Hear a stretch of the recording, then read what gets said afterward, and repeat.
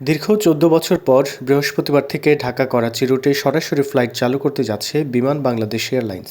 ১৬২ আসনের উদ্বোধনী এই ফ্লাইটের সব টিকিট ইতিমধ্যে বিক্রি হয়ে গেছে, যা এই রুটের যাত্রীদের ব্যাপক চাহিদার প্রতিফলন।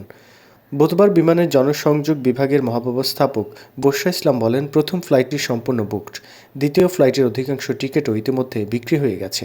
তিনি আরও বলেন, পুনরায় চালু হওয়া এই রুটে যাত্রীদের এমন সাড়া অত্যন্ত উৎসাহব্যঞ্জক। প্রকাশিত সময়সূচি অনুযায়ী ঢাকা থেকে রাত ৮টায় ফ্লাইট ছেড়ে রাত ১১টায় করাচিতে পৌঁছাবে। এরপর করাচি থেকে রাত ১২টায় ফ্লাইট ছেড়ে পরদিন ভোর ৪টা ২০ মিনিটে ঢাকায় পৌঁছাবে। প্রাথমিকভাবে সপ্তাহে দুদিন বৃহস্পতি ও শনিবার ফ্লাইট পরিচালনা করা হবে।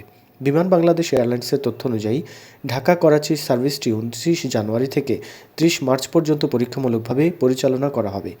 এই সময়ের পারফরম্যান্সের ভিত্তিতে সার্ভিস চালিয়ে যাওয়ার বা সম্প্রসারণের বিষয়ে সিদ্ধান্ত নেওয়া হবে।